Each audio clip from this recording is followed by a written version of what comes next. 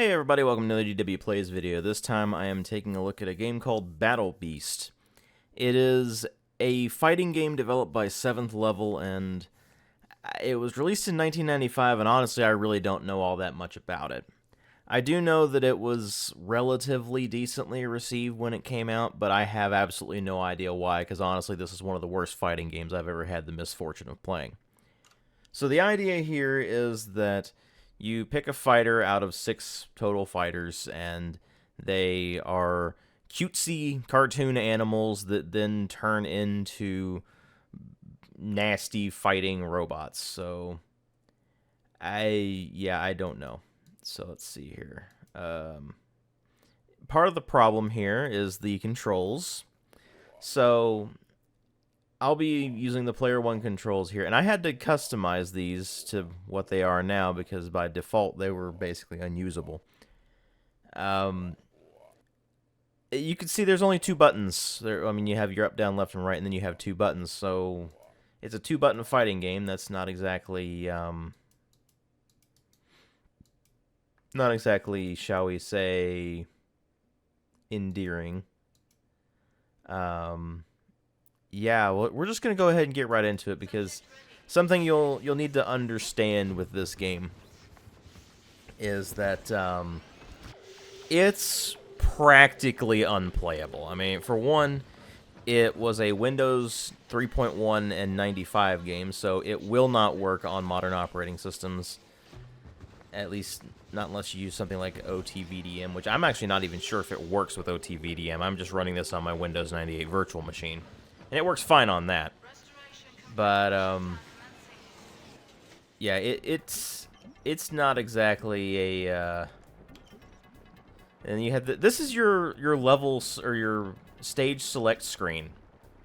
You go through the sewers, and then you end up in an arena, and then, well, each player can pick the arena, basically.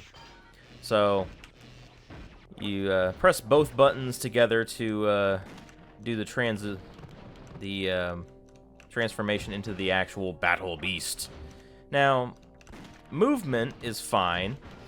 You may notice that the combat itself seems kind of, what's the word I'm looking for? Horrendously janky, and not in a good way. This is because the controls are terrible. The way it works is you don't just press the button. I mean, I'm pressing... Oops. There you go. So, I'm pressing button 1, and nothing's happening. What you have to do is you have to press the button followed immediately by a direction button. It is horrendously janky, and it is basically impossible to get any kind of intuitive controls out of this system. I have no idea why they did it this way. Other fighting games had been made for PC by this point, so it's not like the developers had no idea how to make a fighting game for PC. But the end result is something that is borderline unplayable. As in, if I were to review this on my my modern scale instead of using the classic scale, which is to say recommend or not recommend, I would probably put it at a 0.5 out of 5. Because as nice as the animation is for a DOS game, or not really a DOS game, but a Windows 3.1 game, I should say.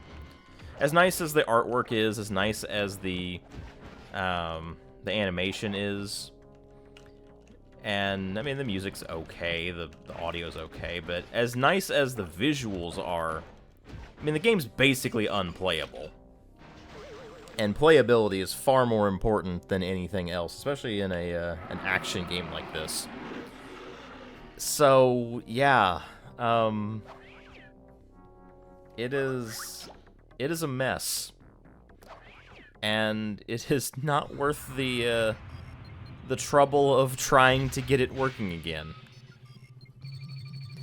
And there's your score screen. And notice, even the AI has a hit ratio of 56%. So it's not like the AI has much better controls, or not really controls, but much better accuracy with its controls than the player does. So there we go. It is not fun. Oh yeah, and you have ammo, by the way, so you can't always use your gun maneuver.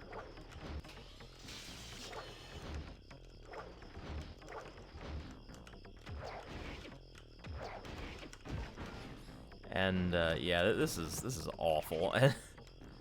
I mean, I thought that Rise of the Robots was bad in terms of controls, but something like this it's actually worse. Because at least when you press a button in Rise of the Robots, something happens.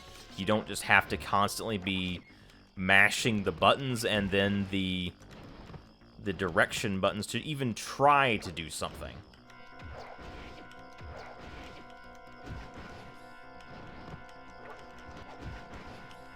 It's just awful.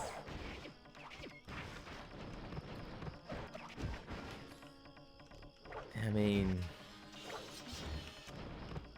there are a lot of really neat games from the early 90s, and the early mid-90s, I should say, that you can't really get working on modern systems anymore. At least not without a whole lot of messing around with settings and compatibility layers and all kinds of other crap.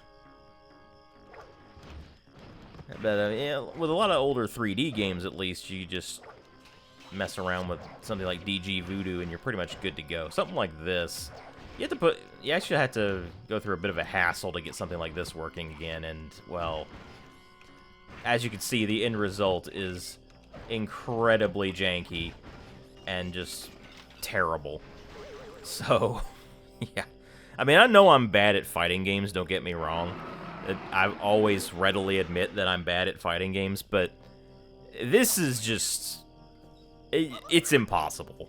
Let's put it that way. If you're good at Battle Beast, then that's honestly sad. So, there you go, folks. That's Battle Beast. It's not fun to play.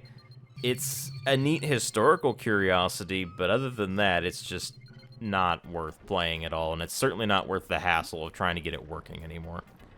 Thank you all for watching. I'll see you all in later videos.